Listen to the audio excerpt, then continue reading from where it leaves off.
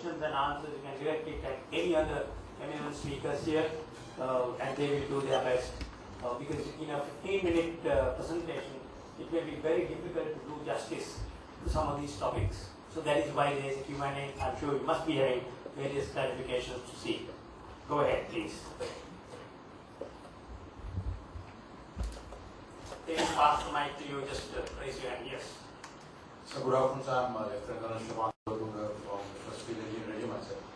And my question is to Professor Gulrathan. When discussing enduring challenges posed by Sri Lanka, one of the obvious challenges we face is the disinformation campaign carried out by the international network of the LTTE. And it is my understanding that we are of the opinion that Sri Lanka has failed in effectively countering this disinformation campaign in Tamil Nadu and the Western world. So I would like to know your opinion in how best we could counter this challenge.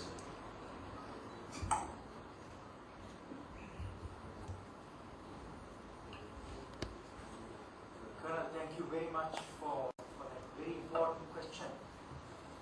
In my opinion, Sri Lanka did brilliantly well in dismantling the LTTE, and as you can see, there was no resurgence because of the security planning and implementation was operationally very effective.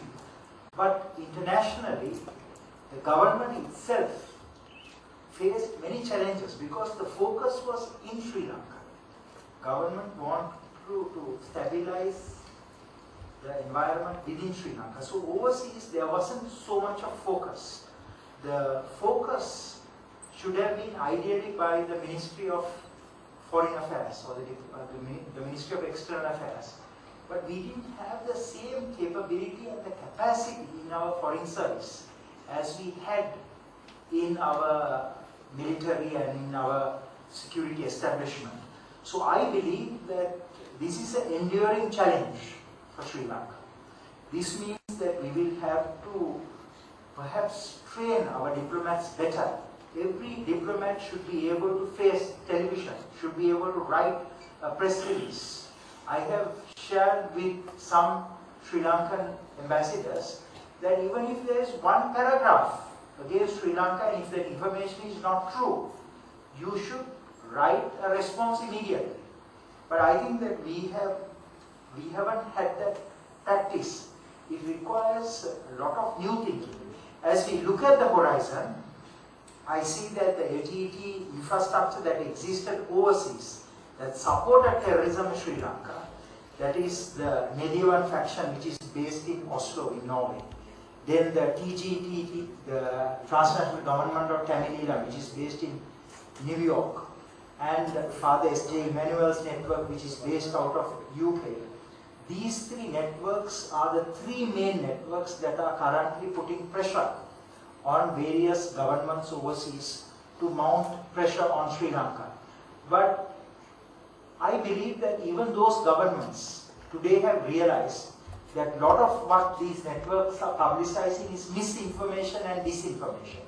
But I believe that government itself should invest more in planning and preparing a very robust strategic communications capability. And this is a capability that Sri Lanka will need to build in the coming years. So it means the Ministry of External Affairs working very closely with the Ministry of Information, with Defense, with so many other agencies. And I think that we need also to train some of our diplomats to work in India, in South India particularly, more effectively. But these are very difficult challenges. These are capabilities that cannot be built in a short term.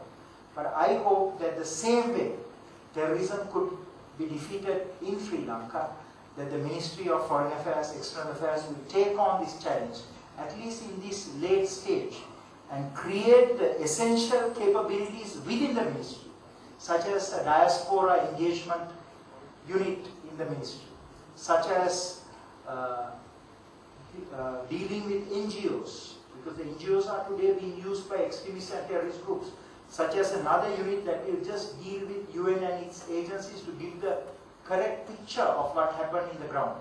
So these require building new innovative capabilities to reach out and to counter that misinformation and disinformation. That is why I think a distorted picture has been given of some of the developments in Sri Lanka, and this picture still has to be corrected. But with Sri Lanka inviting people to come here, I think a lot of this disinformation has been countered. Many Sri Lankan Tamils are now traveling back to Sri Lanka, and when they see Jaffna, when they see what is happening in the northern areas, they believe that they have been bombarded with misinformation and disinformation, and they had that dark perception of Sri Lanka because they were victims of the LTT disinformation campaign. Thank you. Next, please. Be precise and short so that there can be more questions. Excellent presentations. I am Dean Low, Pratibha Mohammed speaking here. Actually, my question is connected to the first question also. Now we have seen in other countries, now for example, Channel 4, they basically came up with 4 video footage. Last one was killing of Prabhakaran's son. Next may be killing of Prabhakaran's daughter. So likewise, their propaganda is very fast. But except Mahinda Abdul in Jaffna, he has created a beautiful video. That is where sending story. But we have to actually take this to the other countries. Mr. Lalit Virudunga, you can remember we were in London 3 days in the London Marlborough House. How we try to impress the Sri Lanka image to creating lot of videos are there prepared by Ministry of Defence. So I clearly take these videos to other countries and send stories like sending story how Sri Lanka Army helped, and also this is a video clip. We can prepare certain video clips because it, United Nations Human Rights Council sessions are coming very soon. So we have the capabilities, but my argument, communication, and basically there is no network in most of the countries with our ecosystem. Thank you. Yes, lady here.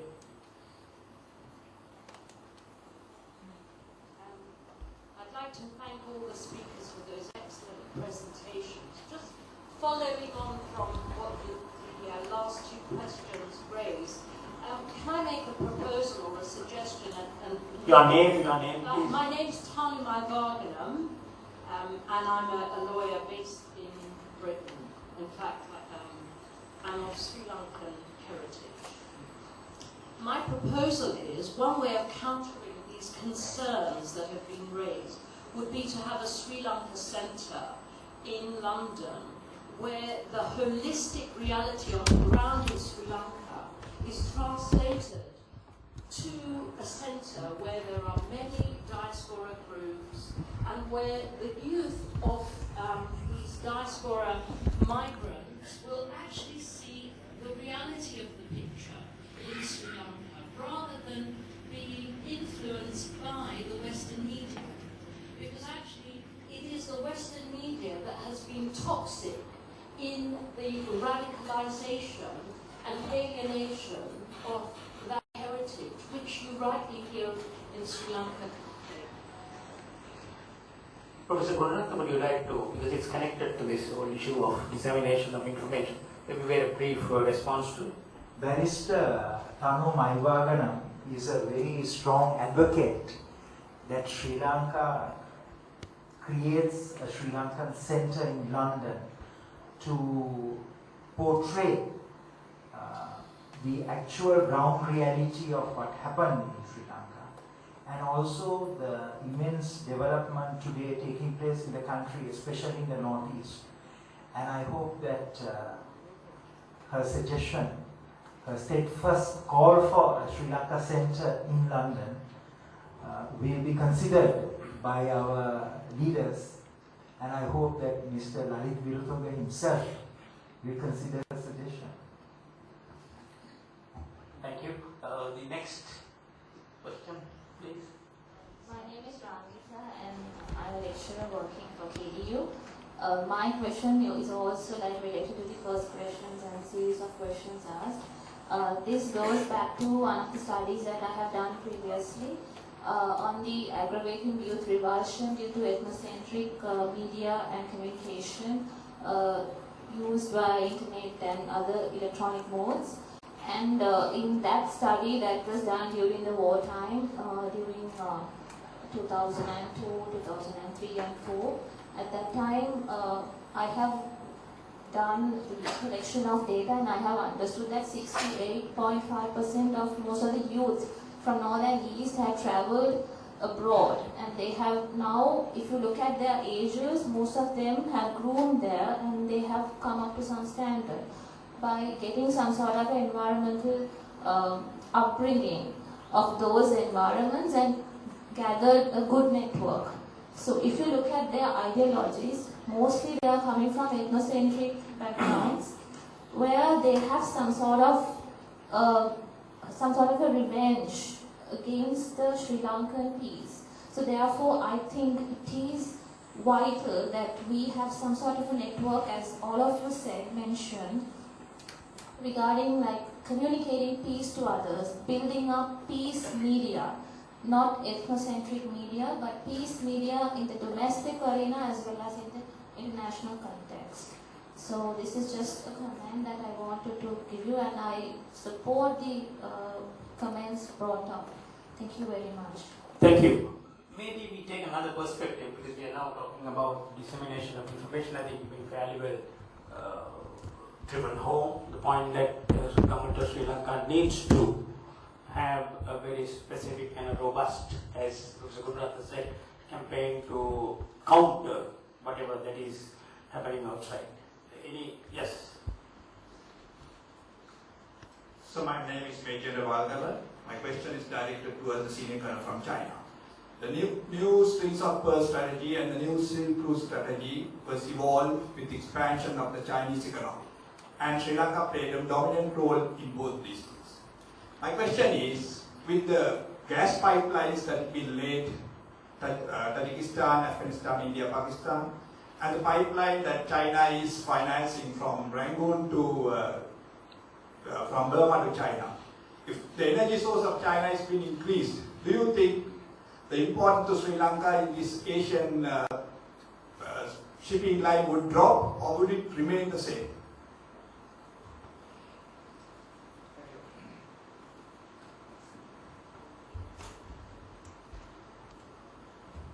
Wait.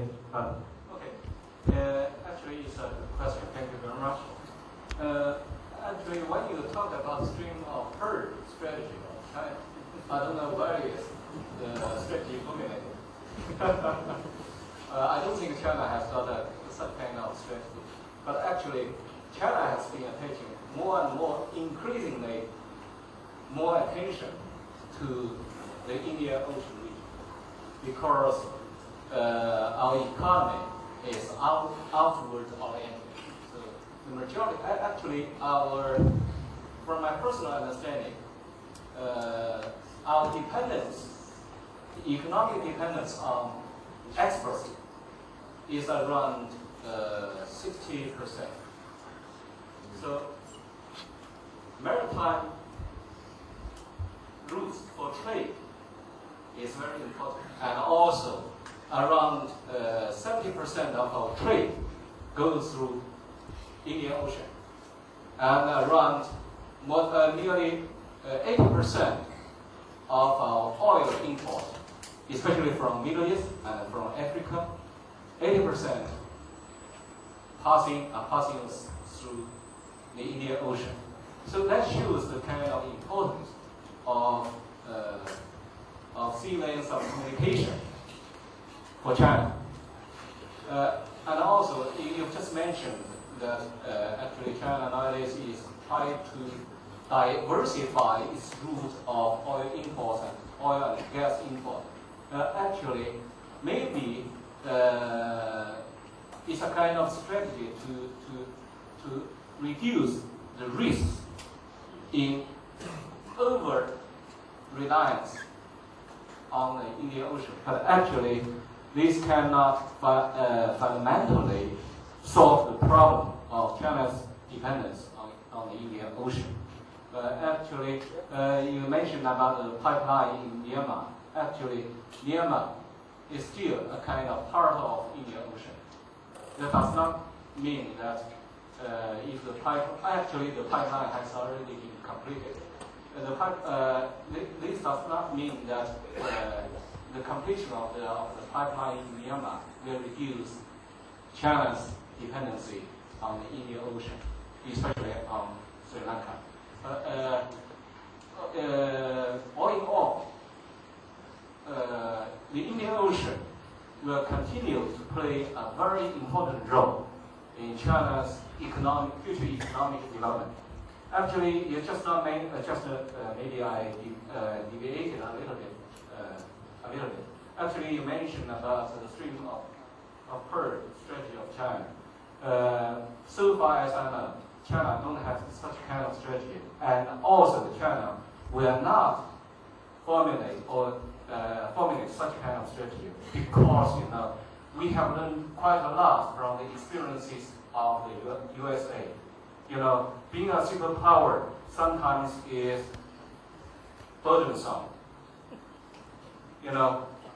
China will not seek to become a world police, but China will try to seek international cooperation, especially with the countries in the Indian Ocean. As witnessed in the past years, we have maintained very good relationship both with Sri Lanka, with India, and some efforts have been made by two governments, and also with some Arabian countries, so that to assure the safety of the sea lanes of communication. And also China is dispatching, in the past years, we have been dispatching escort cruisers to the Indian Ocean, so that to counter, in the efforts to counter piracy. Actually, during the escort mission, China is closely cooperating with related parties, including the USA and NATO countries, and also some countries in the Indian Ocean. And so, actually, from my personal point of view, it is not smart for China to formulate a kind of strategy of stream, actually. So, that is my answer to the question. Thank you. Just two more questions, short ones. Yes.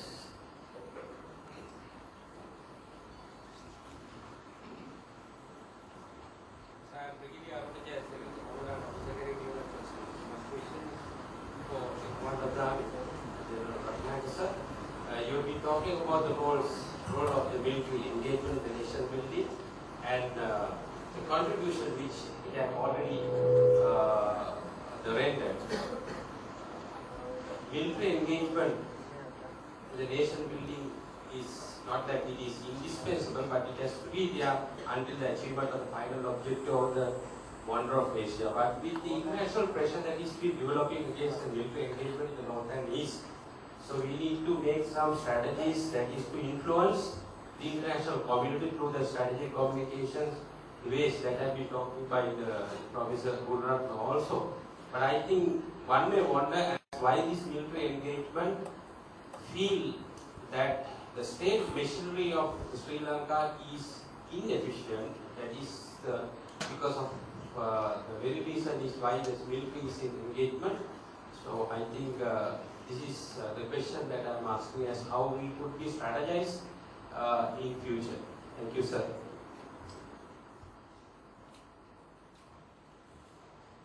Actually, it is not the other elements of the administrative system is not incapable, but the problem is that as a protracted conflict for 3 decades, the capacity is being reduced. Now, even if they have a general capacity, now we are going in a rapid rate. So people, the country, have been restricting their needs or controlling their aspirations for the last 30 years. Now it is, once the problem is over, it is like opening a sluice gate. So everyone wants to achieve everything within a short span of time. So the management process become very complicated.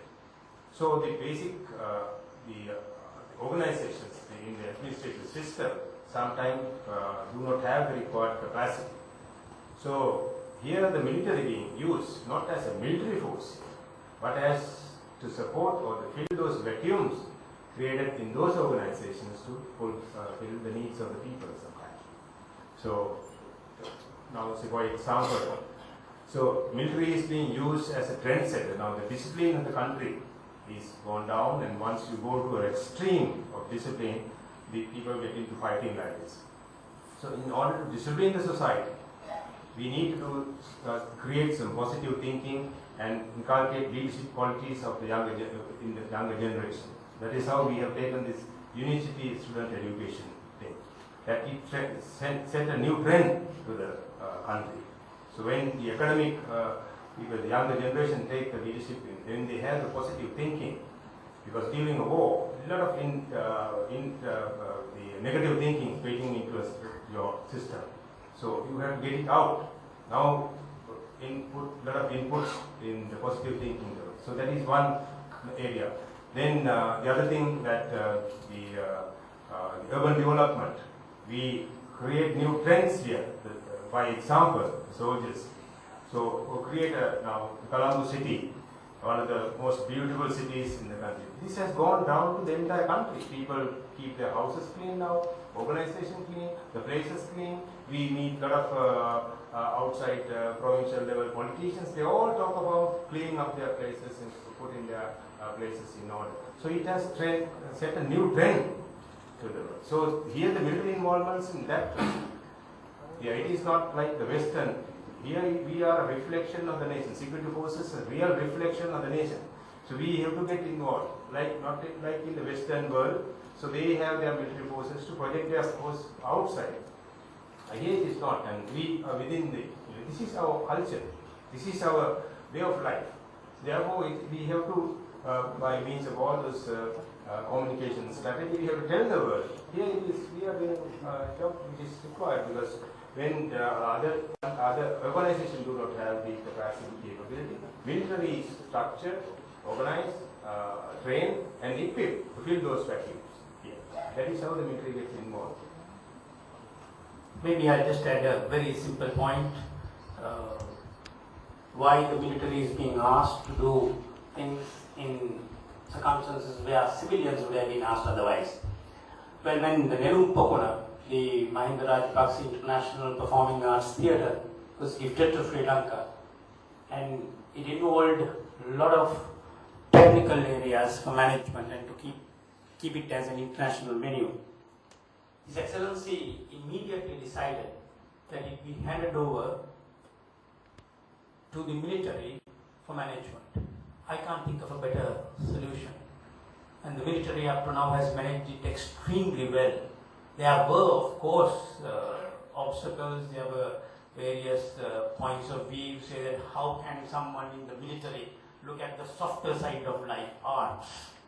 But these very people who criticized came on stage and said, well, we have never had so better treatment elsewhere. So I think it speaks a lot of the ability of the armed forces to be so flexible. Once again, I must commend my dear friend Gotabaya for inculcating that kind of mindset into the army. To take on urban development, take on other civilian issues. Okay, one more question, and then I'll just sum up very quickly.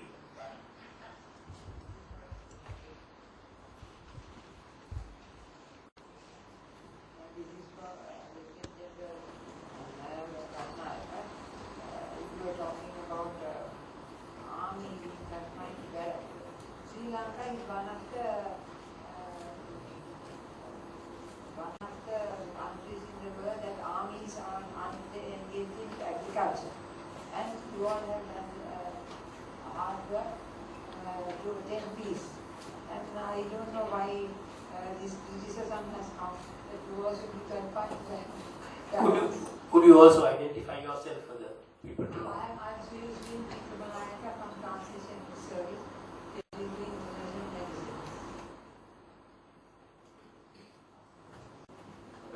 I understood why army is getting involved in agriculture sector. Why people criticize? Yeah, that is part and parcel of human nature. So we need those things. We don't discard. Some people, the Westerners judge Sri Lanka by their standards. So you don't have to fight with them.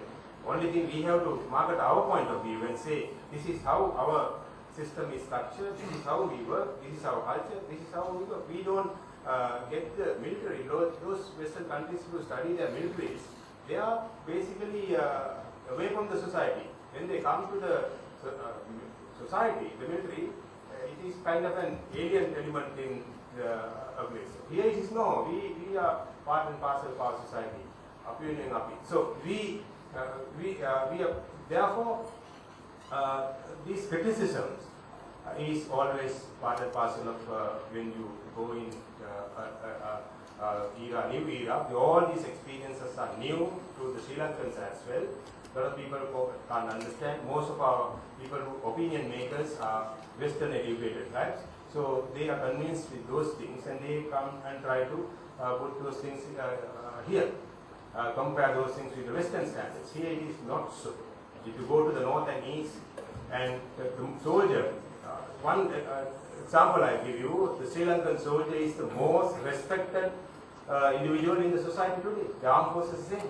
So if you get another country that is fighting for a protracted conflict, it is totally other way around. They are the most hated. Here it is other way around. So whether it is Sinhalese, Muslim or Tamil or any other community in Sri Lanka, the most respected people are very confident with the military. So all these are not what we say. It is by the international organization also have identified that. So what we are doing, what we should do at this moment to overcome the problems. And other people are criticizing, you can't prevent it, but only thing, we have to have our point of view being properly marketed as we discussed initially. Ladies and gentlemen, I think it's now time for us to close. I'll just take maybe a few minutes just to sum up very quickly. Before I thank, I must also say it's like sitting an exam. I have to collect all this information, just say it in 5 minutes. I think that's the kind of exams we have, right? Professor Gunaratna said, let us reform our education system. I think this is what we need to be doing. Well, we had 6 eminent speakers. I can't think of a better set of people to talk about these things. And to say so much in such a short time is also very difficult. But I think they brought out the essentials of what we are talking about today. How Sri Lanka could become a hub in Asia and what are those perspectives we need to be talking about. Professor Gunaratna, in his usual very articulated style, said, here is a restorative justice model rather than punitive. What country has done this earlier?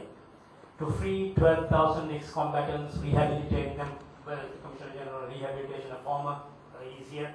But also he propounded a very important theory, which I hope the new education proposals will take into account. Don't create mono-ethnic schools. This is pretty important. I went to a school where there were all sorts of communities. Never had the feeling that, well, I belong to a certain community and the others to another. This is important so that we build identity. The whole effort of these ladies and gentlemen who have made their lives, sacrifice life and limb, is to build one Sri Lankan nation, a united Sri Lankan nation. I think that's pretty important. I also take as an important point that he made, we physically eliminated terrorism, but I think it's important that we do it psychologically as well. Take it outside. The fight is outside, not here. We have seen it. So we need to be setting up a strategic communication joint as a superb suggestion. And I think some of those interventions that were made makes it very clear that the government has to take this very, very seriously. Coming on to our friend from China, Colonel Bo, he looked at it from another perspective.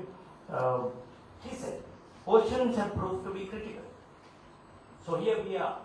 I remember when His Excellency met the late President Hugo Chavez. President Chavez was holding the world map the other way.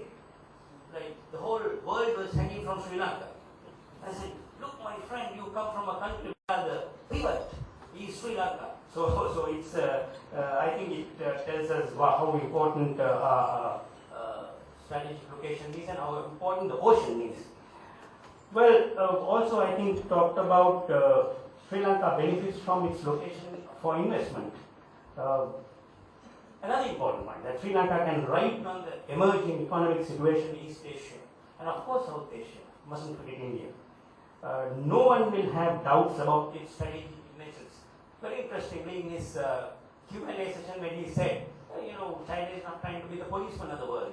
No are we. So why should people worry about Sri Lanka becoming a strategic hub? We are not trying to police anyone. We are just trying to emerge as a country to its fullest potential. Mentioned about Sino-Sri Lanka relationship. Thank you so much for I think any Chinese speaker will always talk about how Sri Lanka, in a very small way, China raised our pact in the 50s, and that bilateral relations at the highest level.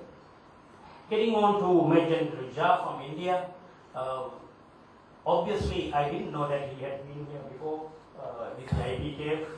That gives him a great advantage of knowing what Sri Lanka is all about, what Sri Lanka has gone through, the theatre of conflict.